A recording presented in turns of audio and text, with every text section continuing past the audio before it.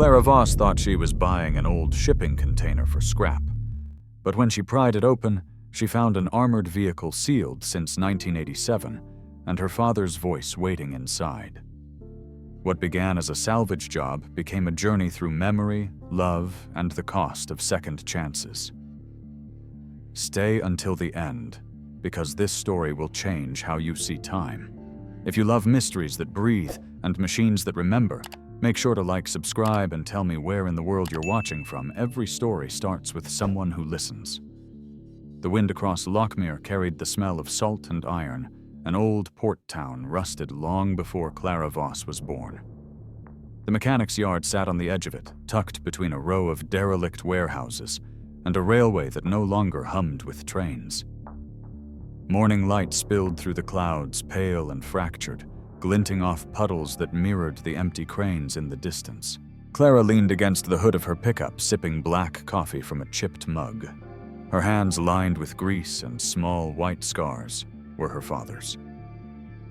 For most of her 38 years, Clara had fixed other people's broken things, tractors, fishing boats, an occasional snowplow, but the only thing she'd never managed to fix was the silence that had lived inside her since the day her father's ship burned and vanished offshore. No body, no grave, just a folded flag in a wooden box.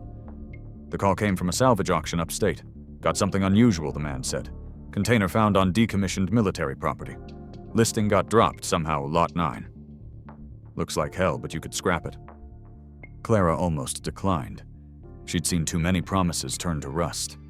Yet something in his voice, maybe the casual way he mentioned the number 9, her father's favorite, when he coded engines, pulled at her. By afternoon, she was driving through the outskirts of Marrow Industrial, where the asphalt buckled and weeds grew through steel. The container sat alone behind a chain-link fence half buried in the dirt. Its paint had once been red, now eaten away to the color of dried blood. One corner had sunk into the ground, and ivy crawled up its sides like veins trying to reclaim it. She parked and stepped out into still, heavy air that felt like something waiting to be remembered.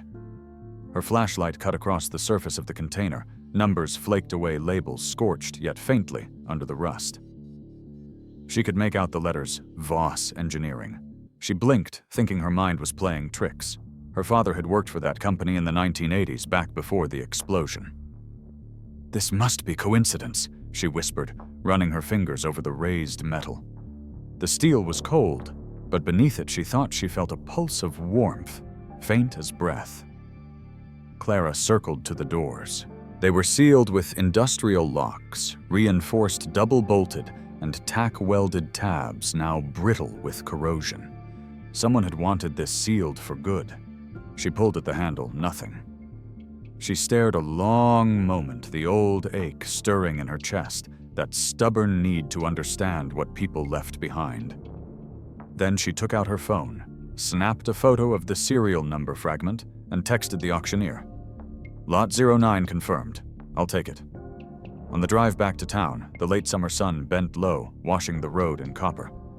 The trailer behind her rattled with the weight of the steel box. Cars passed, but none slowed to wonder what secrets a mechanic might be hauling home. Inside the cab, the radio played an old song her father used to whistle, and for a moment she could almost feel him there, tapping the rhythm on the dashboard like he always did when the engine ran smooth. Back at her workshop, a squat building by the harbor, its sign faded to ghost letters. She guided the truck into the side lot. The smell of oil and salt water wrapped around her like memory. The container looked even older under the yellow shop lights, its surface bleeding orange in the glow. She shut off the engine and sat for a while, listening to the tick of cooling metal. For reasons she couldn't explain, her chest tightened. Maybe it was exhaustion. Maybe it was something deeper, an intuition her father used to call the sound beneath the noise. He'd say, "Machines talk, Clara. You just have to listen to the quiet parts." She climbed out, touched the side of the container again, and whispered, "All right then, old man. Let's see what kind of story you left behind." The night air was cool, the gulls already silent.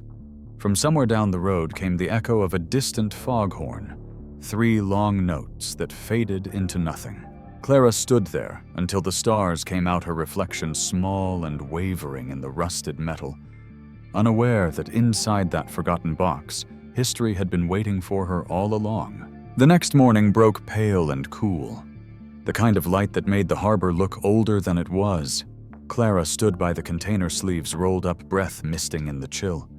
She'd spent half the night thinking about that faded logo, the one that carried her name like a whisper from another life.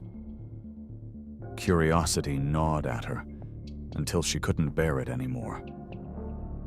The crowbar felt heavy in her hands, its handle cold from the dew. She wedged it under the first latch and leaned with all her weight. The lock screamed before snapping open metal, echoing through the still air. The second latch followed, then the third. Each break felt like tearing through a layer of time itself. When the final bolt fell, Clara hesitated. Sunlight crept along the seam of the door's golden dust, swirling like breath in the dark. She pulled one handle, and the door groaned outward with a long, shuddering sigh. The smell that spilled out wasn't decay. It was colder, like the air after rain tinged with oil, and something faintly electric. She raised her flashlight, the beam cutting through decades of shadow. What she saw made her breath falter. The floor wasn't littered with junk or papers or rusted tools. Instead, in the center of the container sat a vehicle, sleek, low-armored, its matte, black shell untouched by time. The air around it shimmered faintly. Her footsteps rang hollow on the steel floor as she circled it slowly. It wasn't a tank, not exactly, though its heavy treads and angular frame suggested power. The paint bore only a few markings, almost erased LV-09, stenciled near the front, and beneath it, half swallowed by corrosion, Voss Engineering. Her heart tightened. She reached out, tracing the letters with her fingertips.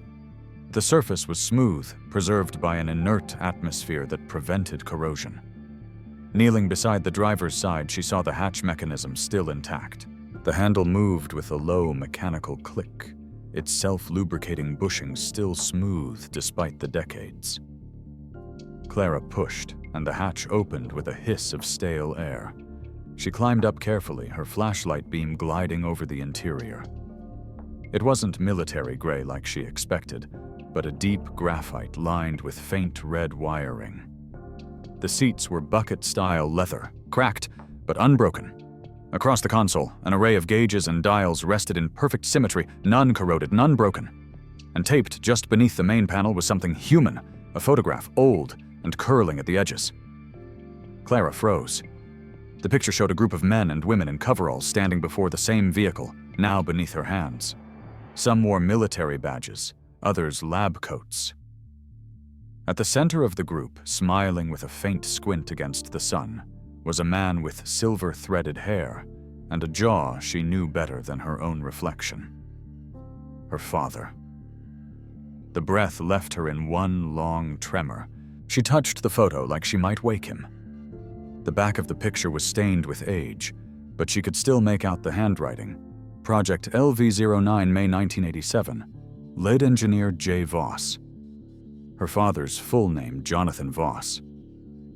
The date made no sense. He'd gone missing that same summer during a supposed fuel systems test. They told her it was a naval accident, classified no remains. She'd spent her teenage years believing the ocean had swallowed him. But here, locked in a forgotten box on dry land, was proof that the story had been a lie. Her knees went weak, and she sat on the floor, the photograph trembling in her gloved hand. The silence around her grew heavy, pressing against her ribs. She wanted to speak his name, but couldn't. It was as if the air itself held its breath, waiting. Clara studied the faces beside him.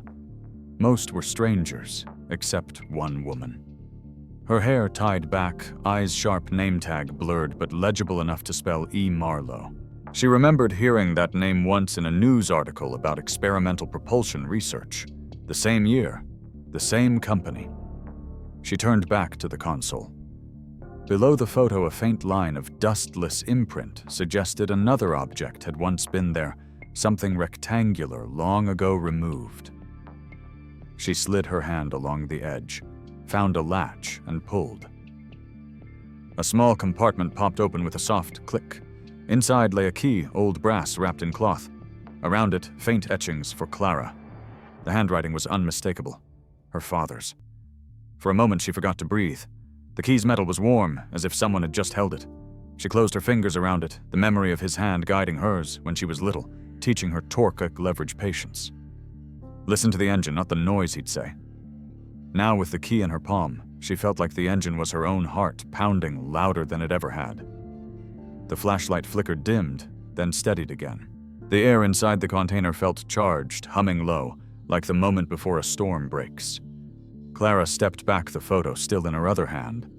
Outside, a gull cried a sharp, solitary note that made the hairs on her neck rise. She looked at the vehicle once more. The matte, black surface reflected her faint silhouette, and behind it in the darkness she thought she saw another shadow move, tall, broad-shouldered, familiar in posture. She blinked, but it was gone. Only the hum remained. She pocketed the key and whispered, "Dad, what did you build?" The night that followed felt longer than any Clara could remember. She barely slept, her mind looping around the photograph, the key, and the cold whisper of her father's handwriting. By morning, the workshop smelled of rain drifting in through the cracked window, damp metal, and old oil, a scent she had always associated with safety when her father was alive. Now it only reminded her how much she'd lost. The armored vehicle sat silent in the corner, like an animal that had learned to breathe quietly. Clara climbed back inside, drawn by the need to understand. The driver's seat creaked beneath her weight, the leather sighing as if relieved to hold a human again. She ran her fingers along the console until she felt a faint ridge on the right panel, a space too deliberate to be accidental. She pried gently with a screwdriver and heard a muted click on. A narrow compartment slid open, revealing a small, leather-bound notebook, edges dry and cracking. The cover bore a faint, embossed JV. Her throat tightened. She opened it carefully, half expecting the pages to crumble. Inside, the first line was written in a hand she had not seen since childhood, deliberate and patient. "If you are reading this, it means time has come full circle." For a long while, she couldn't move. Her eyes blurred not from the dust, but from the rush of tears she didn't mean to release. She pressed a hand to her mouth, holding the sob back. The ink had bled slightly where the pen had pressed too hard, just as he used to write, when he was tired but determined to finish. Memories spilled in like light through broken blinds. Her father bent over an engine, sleeves rolled to his elbows, explaining how a motor's rhythm mirrored a heartbeat. "A machine only lives," he'd said, "when it's built with care. Love is its spark, not fuel." Back then she thought he was being poetic. Now it felt like prophecy. The next pages contained sketches of mechanical parts, rotors, turbines, what looked like containment chambers, and notes written in the same familiar shorthand he had taught her. Phase sequence incomplete. Test delayed. If containment fails, remember the purpose: preservation, not escape. At the bottom of one page, almost an afterthought, was another line: "Trust the sound." The heart knows before the mind does. Clara closed the book, hugging it against her chest, as if holding it could bridge 30 years of silence. When she opened her eyes again, something else caught her attention in the compartment. Lying beside the notebook was a small object wrapped in wax paper. She unfolded it to reveal a cassette tape, its label faded to a ghost of handwriting that read, simply, "For CV." For a moment, she just stared at it. The cassette felt impossibly light, like the weight of it had been replaced by memory. She wiped her hands on a rag and crossed the workshop to an old stereo that had gathered dust for decades on a shelf. It was the same one her father used to play while they worked together. After replacing the fuse, she slid the tape inside and pressed play. The speakers crackled with static, a soft hiss that filled the room. Then a voice broke through, low, gravelly, unmistakable. "Clara." Her knees nearly gave out. "If you're hearing this, it means you found LV-09. His tone was calm, deliberate, yet threaded with exhaustion. "Don't be afraid. What you found isn't a weapon. It's a vessel. It wasn't built to kill, but to save. A memory." Clara sank onto the nearest stool, pressing her palms to her mouth. The voice continued, faint but steady. "They wanted power. I wanted preservation. If I couldn't stop them, at least I could hide what mattered. This machine holds what's left of us. If you feel it hum, it's not just metal. It's remembering. The sound of a deep breath came through the speakers, followed by silence, then a faint chuckle that cracked halfway through. You were 5 when you first fixed that radio in the kitchen. You said machines liked it when people listened. You were right, kiddo. The word kiddo undid her. Tears spilled freely now, hot against her cold skin. She turned up the volume as if that could draw him closer. The recording flickered the tape, warping slightly. Then his voice returned weaker. If you ever open this, I'm sorry. It means I couldn't come back. But maybe in some way I never left. A hum rose from the armored vehicle behind her, soft at first, then steady, almost in rhythm with the cadence of his words. The floor trembled slightly, and the workshop lights dimmed as though drawn by some invisible current. Clara's pulse raced. She looked at the vehicle, its console faintly aglow, reacting to the sound of the recording. "Dad," she whispered, voice breaking. The tape hissed again, followed by one final line, barely audible beneath the noise. "When the time feels wrong, listen to the quiet. That's where I'll be." The machine's low vibration ceased. The lights flickered back to normal. The tape rolled to an end with a soft click. Clara sat frozen, unable to decide whether she should cry, laugh, or run. She rewound the tape halfway and pressed play again just to hear his breath between words. Outside, the storm that had been gathering over Lockmere finally broke rain, tapping softly against the workshop's roof. She stayed there, the notebook open on her lap, the cassette whirring quietly beside her. And for the first time in years, she felt the space around her wasn't empty. It was listening back. The storm had quieted by midnight, leaving only the drip of rainwater from the eaves and the slow ticking of the wall clock. Clara sat at her workbench, the notebook open beside the cassette player, pages covered in her father's careful handwriting. The air smelled faintly of ozone the way it sometimes did after lightning struck nearby. She should have been asleep hours ago, but her mind refused to rest.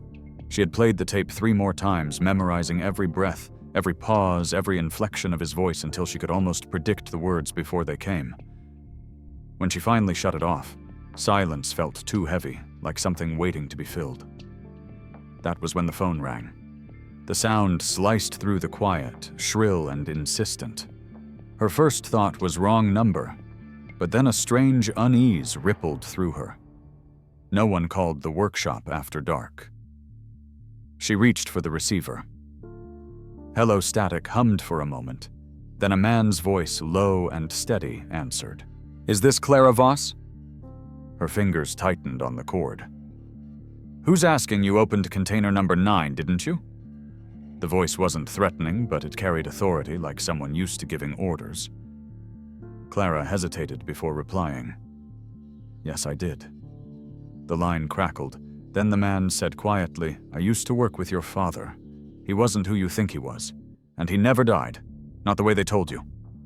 Her heart stuttered. "What do you mean?" A pause, then "He left something behind, Miss Voss. And he left a warning." Before she could ask more, the line clicked dead. Clara stood frozen, the receiver still pressed to her ear, the dial tone a dull drone in the background. For a long minute she didn't move. Then she hung up, slowly stared at the rain-streaked window and whispered, "Dad, what did you do?" 20 minutes later, the phone rang again. She almost didn't answer. "Clara," the voice returned softer this time. "I shouldn't be calling, but you deserve to know. Meet me at Lockmere Pier Dock 4. Come alone. Bring nothing from the container." Before she could reply, the call ended once more. The harbor lay 2 miles from her shop.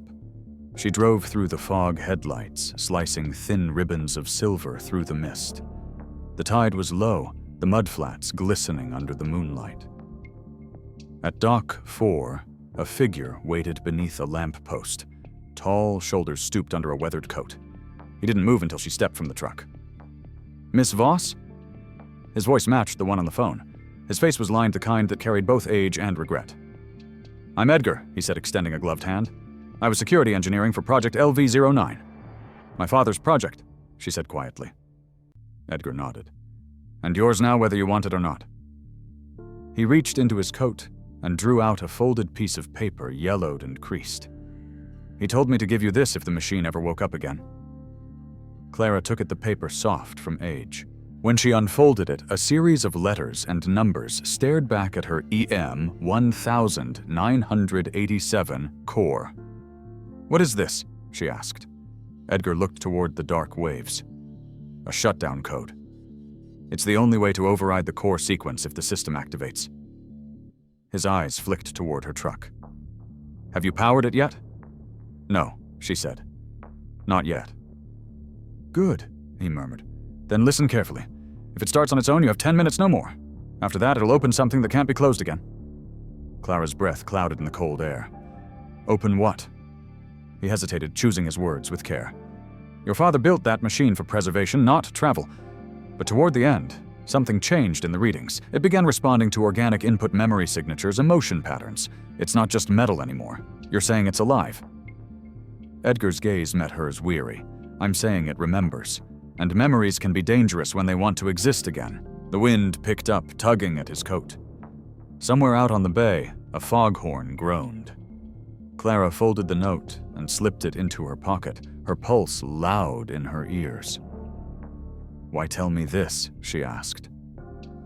"Because he said quietly your father saved more than one life when he sealed that container, including mine. He told me once that his daughter would come looking, and when she did, I was to warn her. Do not let the core run longer than 10 minutes. She studied his face, the deep lines etched with both guilt and loyalty. "If he's really alive, where is he?" Edgar's mouth tightened. "That's the question, isn't it? Some of us think he crossed over. Others believe he became part of the system itself. Either way, he's still in there." He pointed toward her chest. "Or here. The machine recognizes you for a reason." The lamplight flickered. Edgar turned to leave his shoes scraping against the damp wood. "When it wakes," he said without looking back, "remember this curiosity built it, but love sealed it away." Don't confuse the two. Then he vanished into the fog. Clara stood by the pier, the coded paper clutched in her fist, her breath trembling in the cold. She stared at the black water rippling with moonlight. Somewhere in the distance, thunder rolled again, though the storm had passed hours ago. It sounded almost like a machine turning over an engine, coughing back to life. She whispered to the night, "Dad, what did you trap inside that thing?" And the waves answered with silence that felt too alive. The drive back to the workshop felt longer than usual, the road curling through fog and empty streets that glistened under the streetlights. Clara's mind replayed Edgar's words over and over. 10 minutes, don't let it open. Your father saved lives. Each phrase carved into her like a chisel against stone. The note in her pocket seemed to burn against her leg, its cryptic code pulsing in her thoughts. When she reached the shop, she didn't bother turning on the lights. The container loomed at the edge of the lot, a massive silhouette against the faint glow of dawn. The rain had stopped, but the air still hummed faintly, as if the storm hadn't fully left. She stepped inside, the familiar smell of steel and oil grounding her.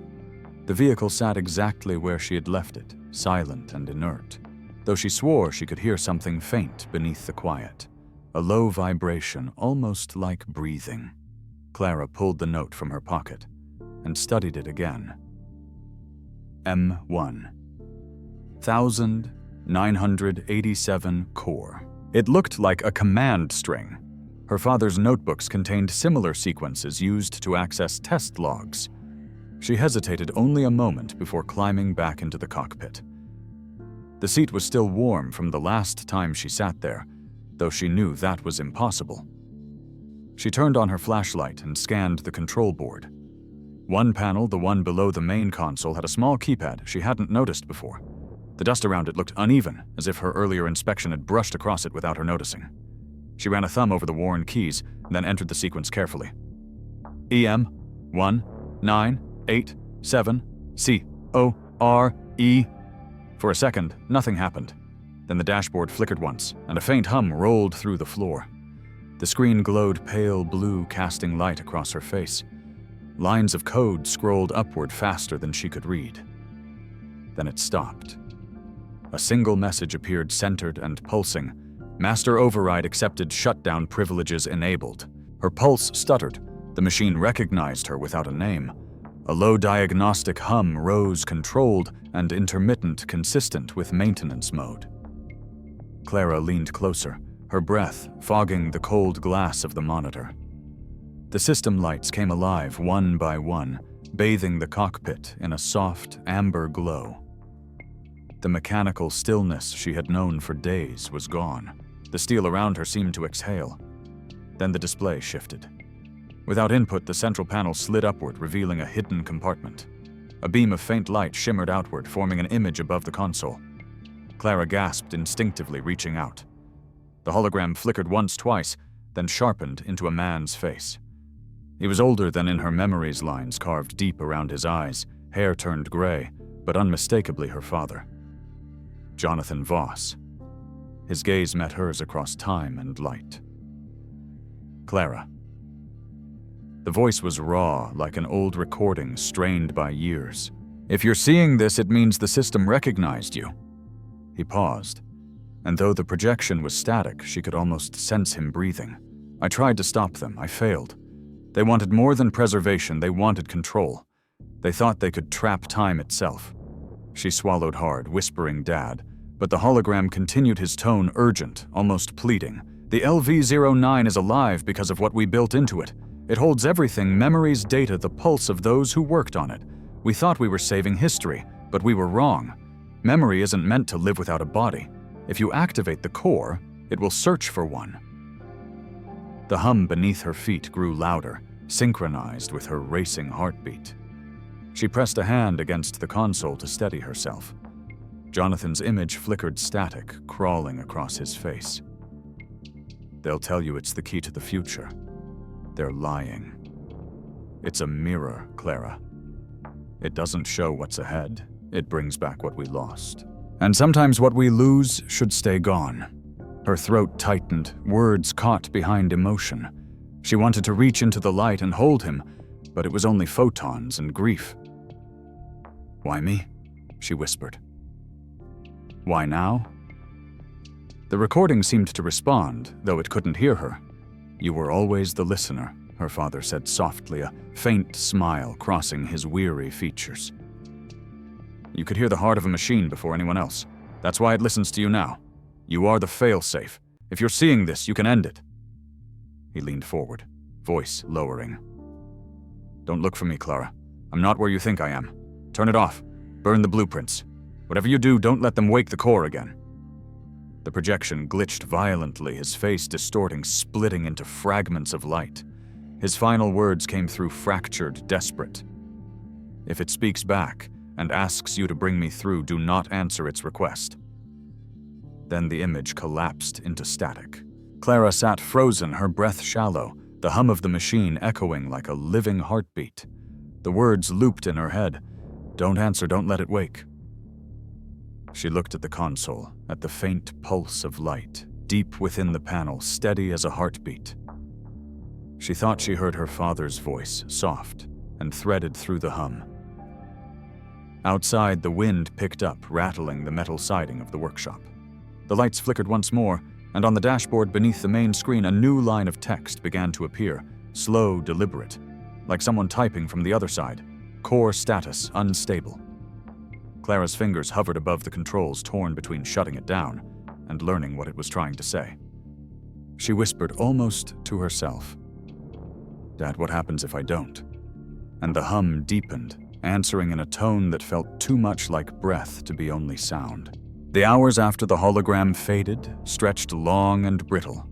Clara stayed inside the workshop, unable to turn away from the machine that now pulsed faintly in the dark. The hum had softened into something almost human, like slow breathing. She sat beside the console, staring at her reflection in the curved glass, wondering if she had crossed some invisible threshold between life and memory. Outside, rain began again, tapping softly on the tin roof. The sound might have been soothing on another night, but now it only deepened her unease. She closed her eyes, exhaustion tugging at her, and told herself she would shut the system down at first light. But sometime after midnight, Just as she began to drift into uneasy sleep, a sound pulled her back, a sharp, metallic click, the kind that meant a door latch had moved. Her head snapped up. The workshop lights flickered once, twice, then steadied. The main door, which she had locked, now stood ajar. The electromagnetic latch indicator blinked green, as if it had just power cycled.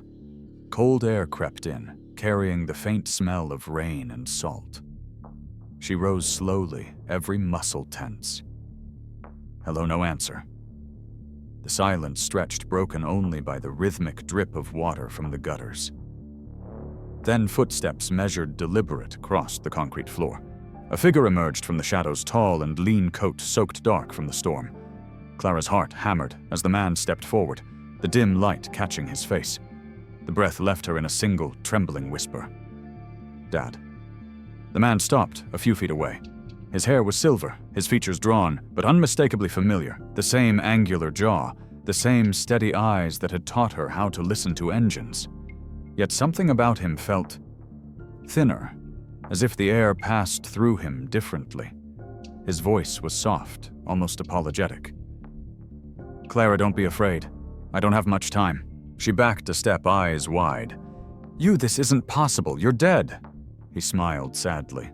Not quite. Not alive either. He lifted a hand, palm open, as though trying to reassure her. I'm a remnant. The machine holds echoes, fragments of what I was. When you activated the core, it allowed me to come through. Only for a while. Clara shook her head, tears rising unbidden. You're saying you're some kind of projection? Not a projection, he said gently. A memory with a heartbeat. The LV-09 preserved more than data. It preserved consciousness in moments like air caught in amber, but memory decays. I'm running out of what little of me remains. He stepped closer, the faint glow from the console outlining him in silver. She could see through parts of him, the edge of his coat faded into light, where it brushed the dashboard. Still, when he reached out, his hand felt solid enough to take hers.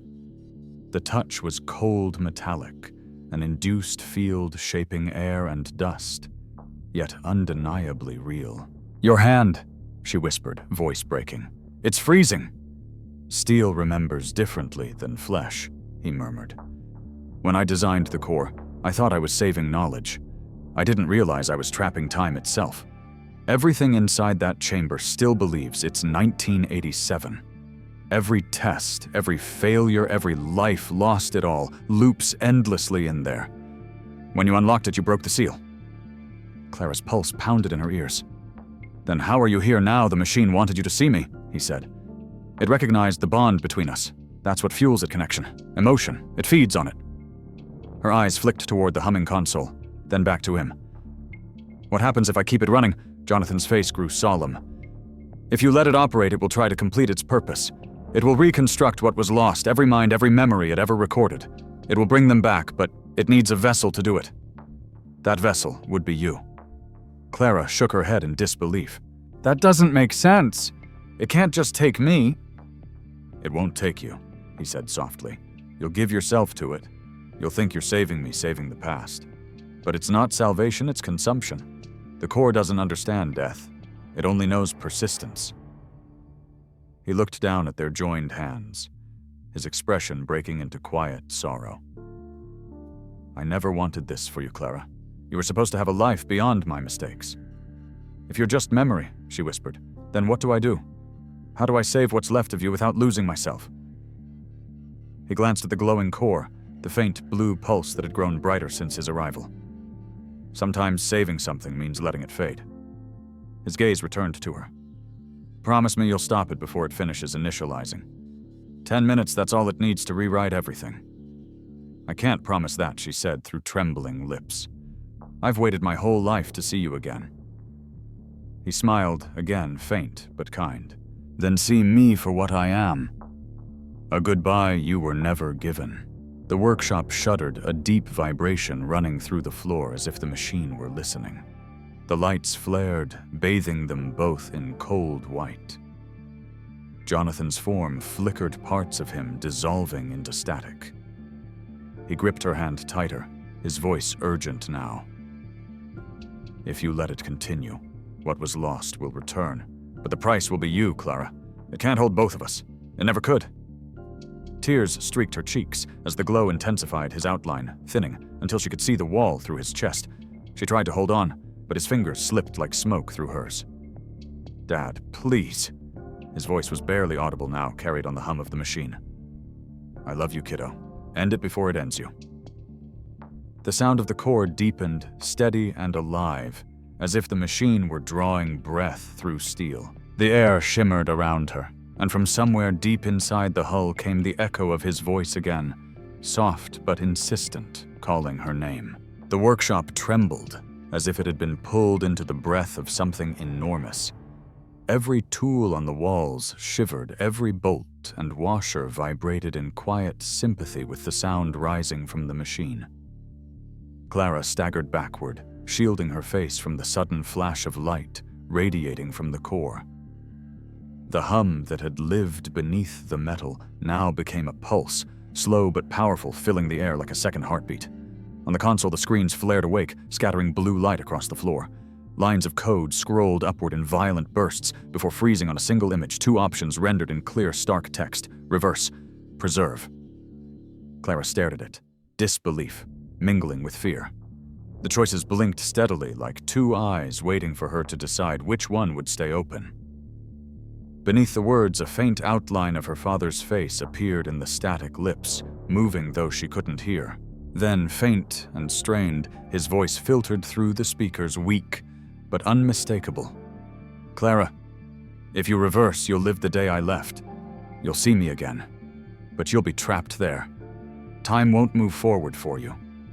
Not ever. The lights flickered. His image trembled, half dissolving into lines of light. If you preserve, he continued, this memory will die with me, but you'll be free. You'll carry what matters, not what's lost. Her throat tightened as she pressed both hands to the edge of the console. I don't understand, she whispered, but her words vanished beneath the rising hum. The workshop air had grown heavy, thick with heat and static. She could feel the pull of the core deep in her chest, a tug that was almost tender, as though it knew her longing and offered her a way to undo it. The holographic projection flickered again. Her father's outline leaned closer, his voice reduced to fragments. Not meant to. Stay. Let me go. The sound fractured, then rose once more, gentle but firm. Choose wisely, Clara. The machine only understands intent. Once you decide, it becomes truth. She looked down at the two words pulsing on the screen. Reverse. Preserve. They looked harmless, just letters, but she knew one would change everything. The workshop lights dimmed, shadows crawling up the walls. The air smelled faintly of iron and rain. Tears stung her eyes. She remembered the nights after the explosion, sitting by the shore with her mother, who never spoke of the accident. She remembered the letter the Navy sent, the way her mother's hand trembled when she read the words missing in action. She remembered her father's last hug, the faint grease on his sleeve, the promise he whispered. When I come back, we'll rebuild the old radio together. Now he was here again, not in flesh, but in memory, offering her the chance to live that promise. She could go back. She could have one more day. But deep down, she knew that if she did, it wouldn't really be life. It would be a loop, sweet, endless, empty. A cage made of love and regret. The hum of the machine deepened the lights of the console, turning amber, then red. Her father's voice returned, faint, nearly fading. Clara, I never wanted you to inherit my ghosts. Let them rest. You don't owe the past your life. She pressed a trembling hand to the glass, as if to hold him in place. But if I let you go, she whispered, then you'll really be gone. The voice softened, a sigh caught between frequencies. Then remember me instead. That's all any of us ever are, what someone chooses to remember. Her tears fell onto the control panel, catching the light. The reflection in the glass showed her face pale and streaked, and behind her the outline of the machine, a live, waiting patient. It almost seemed to breathe with her. Dad, she whispered, voice cracking, I'm sorry. Her hand hovered over the options. For a heartbeat, she considered reverse. She imagined his voice, the warmth of his arms, the smell of engine oil on his jacket. A single day might be enough. One real goodbye. But then she thought of his last words, the quiet plea not to become what he'd trapped. Her fingers moved slow but steady, until they touched the word preserve. The button glowed under her fingertip, cool and smooth, as though the machine itself hesitated to accept it. Then, with a breath that sounded more like surrender than resolve, she pressed preserve, and in that breath, let the past die in the year it belonged to. The core flared, instantly flooding the workshop in a blinding white light. The hum rose to a crescendo, then cut off so abruptly that the silence that followed felt violent. Every bulb in the shop shattered at once. The photograph of her father slipped from the dashboard, drifting through the air like ash before landing on the cold concrete floor. Clara shielded her eyes, heart racing. The air was filled with the scent of ozone, sharp and clean, like the aftermath of a thunderclap. The console's glow began to fade, the machine exhaling a final hiss of steam before going completely still. One by one, the indicator lights went dark until nothing remained but her own reflection in the dead screen. She stood there, trembling, surrounded by the echo of her own decision. The workshop was silent again, yet the silence was not empty. It felt full heavy, as if something vast had just passed through her and left a shadow behind. Her hand lowered slowly, fingertips brushing the surface of the now cold metal. Somewhere deep within the chassis, a final pulse flickered faint and dying. The machine's last whisper rippled through the air, a sound almost like a sigh. Then the hum was gone, replaced by darkness so complete she could hear her heartbeat fill it. Morning came slow and gray, the kind of dawn that seemed unsure whether it wanted to arrive at all. A pale stripe of light crept across the floorboards of Clara's workshop, catching in the dust that drifted like quiet ghosts through the air. For the first time in days, there was no hum, no vibration, no faint whisper of machinery breathing beside her. The silence pressed heavy, total. She opened her eyes to find herself slumped against the wall, the wrench she'd been holding still in her hand. Her ears rang with the echo of a sound that was no longer there. When she stood, every movement felt unreal, like walking inside someone else's memory. The smell of smoke lingered faintly. She turned towards the center of the room and froze. The vehicle was gone. The space it had filled yawned empty, only a faint, scorched outline marking where it had stood. The metal floor was warm to the touch edges, blackened as though the hull had vaporized in an electromagnetic burst rather than flame. On her workbench lay the photograph, the one of her and her father, beside their first engine. The edges were curled and dark, the right corner eaten away by heat. Clara lifted it gently, fingers trembling. The faces were still visible, though smoke had ghosted across them. Her father's smile, still soft, still proud, stared up at her through the damage. She blinked hard, and for a moment she thought the eyes in the picture shimmered like something alive. She set the photo down and noticed a faint glimmer in the ashes scattered across the table. Kneeling, she brushed the soot aside. Beneath it lay a fragment, no larger than a coin, a small metallic chip, its surface pulsing with a weak blue light.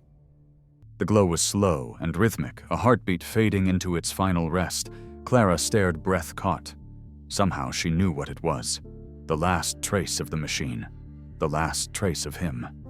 She cupped it carefully in both hands. The chip was warm, faintly vibrating against her skin as if recognizing her touch. A faint sound hummed within it, not words, not exactly, but a resonance, something between mechanical and human. She held it close to her ear, half expecting to hear his voice again. What came instead was the softest echo, a whisper that might have been imagined, might have been real thank you. Tears welled and spilled down her cheeks before she could stop them. "You're still here," she murmured, voice shaking. "Always were." Clara looked around the workshop. Without the LV-09, it felt larger, emptier, like the absence itself had mass. The tools hung in perfect stillness. The radio on the shelf sat silent, its red indicator light dead. She thought of Edgar's warning, of her father's plea, of the choice she'd made. The machine had taken something with it when it vanished, but what it left behind was heavier. The quiet proof, that memory once awakened demanded its own price. By afternoon, the rain had stopped, and sunlight broke through the clouds, gold and sharp against the wet ground. Clara stepped outside the chip wrapped in an old cloth from her father's tool chest. The air smelled of damp soil and salt from the nearby sea. Behind the workshop, an oak tree grew tall and crooked, its bark scarred by decades of storms. Beneath that tree, when she was 6, her father had taught her to tighten her first bolt, guiding her small hands around the wrench, telling her to listen for the click that meant things fit just right. It had been their place where learning felt like love, where silence meant understanding. She knelt by the roots and began to dig with her bare hands. The dirt was soft from the rain, cold against her skin. Each handful felt like a goodbye she had been postponing for 30 years. When the hole was deep enough, she unwrapped the cloth and held the chip one last time. The glow was faint now, barely there, but steady. She whispered, "You built something that could hold time, Dad, but it couldn't hold you. Maybe that's how it should be." She placed the chip into the earth, covering it gently, until no trace remained. Then she pressed her palm flat against the soil and spoke softly, barely more than a breath. "I don't need to change the past," she said. "I just needed to know you never really left." The wind stirred through the leaves above her, brushing her hair across her face. For a moment it carried a faint hum, the same low vibration that used to fill the workshop, and she could almost believe the machine was still nearby, not gone only resting. The sound faded as quickly as it came, leaving her with nothing but the quiet rhythm of her own heartbeat and the whisper of wind through the branches. She stayed there a long while, until the sun slipped low behind the hills, and the workshop's shadow stretched across the yard. When she finally rose, her knees stiff from kneeling, she glanced back toward the open doors. The inside of the shop glowed warm in the late light dust motes floating like tiny stars. For the first time, the emptiness didn't feel like loss. It felt like peace. As she walked back, something caught her eye. On the workbench beside the burnt photograph, the radio light flickered once faint and red, then went dark again. Clara stopped, breath caught in her throat. She waited, but the light didn't return. Still, she smiled through the blur of her tears. "Goodbye, Dad," she whispered. The air felt lighter, the silence kinder. But from somewhere deep beneath the floor, beneath the roots of the tree, perhaps a pulse answered soft and distant, like an echo traveling through time. A year passed, marked not by the ticking of clocks, but by the quiet rhythm of work and the laughter of children. The workshop at Lockmere, once a place of solitude, had transformed into something new. Clara reopened it under a different name, Voss Mechanical School, painted in modest white letters above the door. She spent her mornings teaching a small group of orphans from the Harbor District kids who had nowhere to go and nothing steady to hold onto except the hum of engines and the smell of oil that filled the air. The shop echoed now not with silence, but with voices small, eager, sometimes clumsy, but alive. Where the LV-09 had once stood, she built a long wooden table, lined with clean tools and donated parts. Clara still kept her father's photograph on the wall, framed beside a handwritten note that read, "Listen to the quiet parts." It had become the workshop's motto, and the children said it before every lesson as if it were a prayer. Among them, a boy named Evan stood out. He was 9, thin as the wire, his brown hair always half falling into his eyes. He rarely spoke much, but his hands seemed to understand machines better than his words ever could. Clara saw something of herself in him, the same patience, the same quiet curiosity.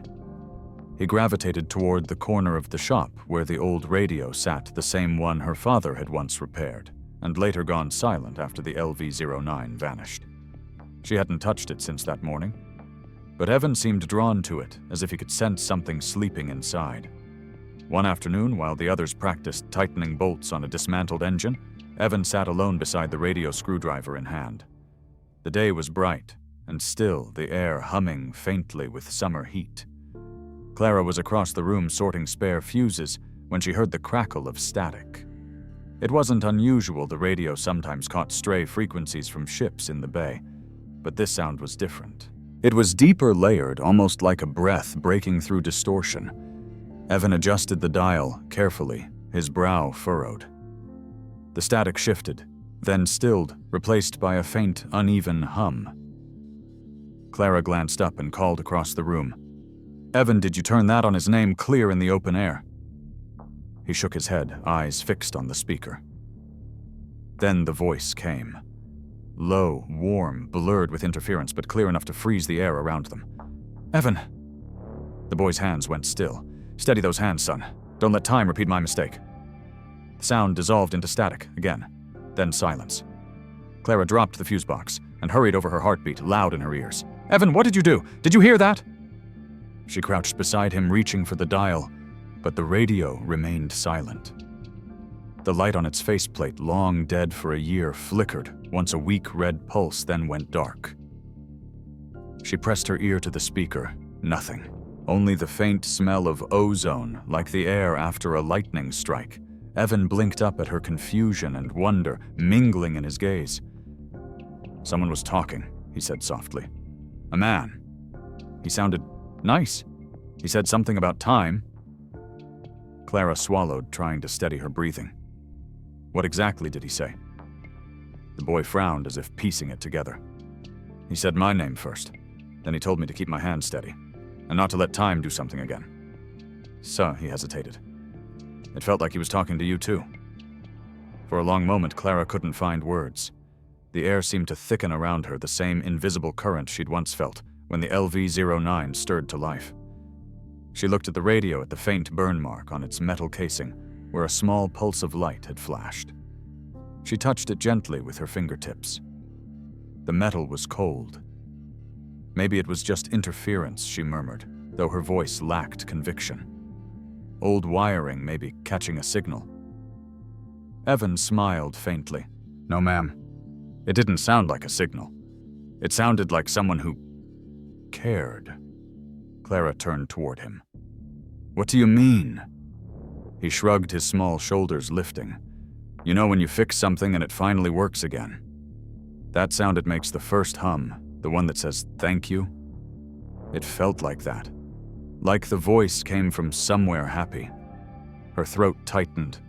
She wanted to say that machines didn't feel happiness, that voices didn't come from nowhere, but the words died in her mouth. Instead, she nodded slowly, her eyes glistening. "Maybe you're right, Evan."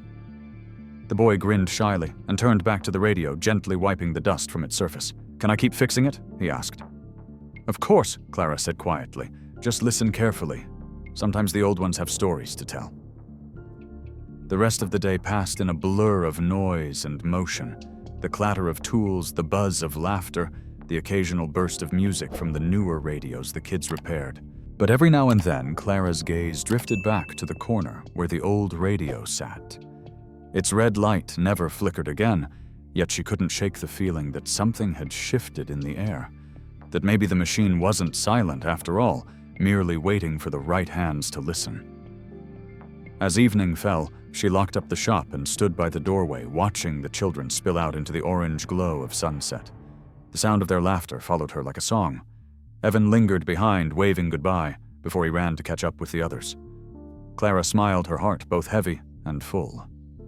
Inside the workshop, lights dimmed, and for a heartbeat, just as she turned away, a low hum rose from the corner. Soft, brief, like a whisper through time.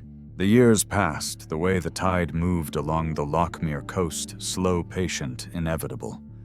Seasons folded into one another until decades blurred into the quiet hum of routine. The workshop changed hands and faces, yet its walls still held the faint scent of oil metal and memory. Clara grew older, her hair turning the same silver as the wrenches that hung neatly on the wall. She moved slower, spoke softer, but her eyes never lost the light that had once faced down the impossible.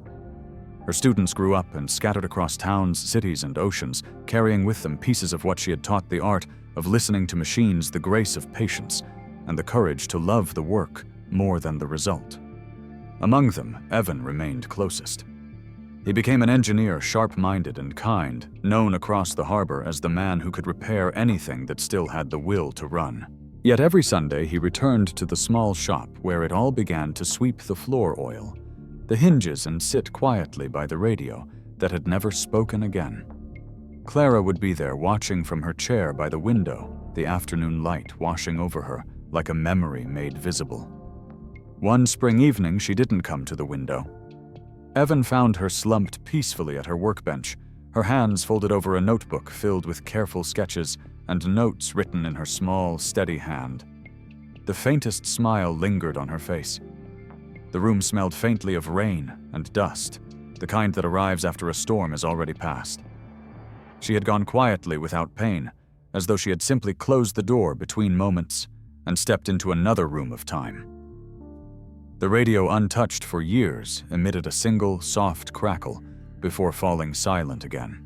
At her funeral, the townsfolk of Lochmere filled the narrow chapel, their faces reflecting the quiet respect owed to someone who had built not machines but lives. Evan stood at the back, hands clasped, the sound of the sea barely audible through the open doors. He did not cry. Clara had once told him that grief was only love stretched across time, that it hummed faint but constant, waiting to be heard by the patient. Months passed. The workshop was preserved as a training site, a monument to craft and perseverance. Evan, now head engineer at Lochmere's Maritime Research Division, carried her lessons into every blueprint, every circuit. Yet a part of him always lingered in that workshop near the oak tree, where she had buried something long ago. It was there years later, while overseeing the restoration of an old military storage yard near the coast, that the story folded back on itself. The air was thick with rust and salt, and the cranes groaned like tired giants as they shifted old containers from the site. Evan walked among them, clipboard in hand, checking identification codes. That's when he saw it, a massive shipping container half buried under ivy and dirt, the paint worn down to the ghost of its former color. Across the corroded steel, faded letters remained Voss Series 09, do not open. For a long moment he just stood there, heart pounding quietly beneath his ribs. He brushed away the dust. The metal was cold and familiar. He had never seen it before, not truly, but somewhere deep in his memory, or perhaps in something older than memory he felt its echo. The faint hum of something that had once lived inside this steel. A worker nearby called out, asking if he wanted it scrapped. Evan shook his head. No, he said softly, not this one. The man shrugged and walked away, leaving Evan alone with the rusted giant. The wind from the harbor swept through, carrying the scent of salt and diesel. He rested his palm flat against the surface, the rough texture pressing into his skin. He smiled, the kind of smile that held both sorrow and peace. I know, Miss Clara, he murmured, voice barely above the wind. I won't open it, but I'll keep it safe. The words lingered in the air, simple but true. The seagulls circled above, their cries fading into the distance. As the sun dipped toward the horizon, the container caught the red light, every dent and scar turning to gold. The air around it shimmered with warmth that didn't belong to the dying day. Evan turned to leave his boots crunching against gravel, but then he stopped. From behind him came the faintest sound, a soft vibration, low and rhythmic, the cranes shifting nearby. Or perhaps the sea wind, but to Evan it felt like something remembering how to live. He froze, hand halfway to his side. The noise grew for only a moment, enough to stir the air around his legs and send a ripple through the dust at his feet. Then it faded, leaving only silence and the endless murmur of the sea. He looked back once more. The container stood still under the last light of evening. Evan didn't move closer. He didn't need to. He simply stood there, letting the warmth of the sound settle in his chest like an old melody rediscovered.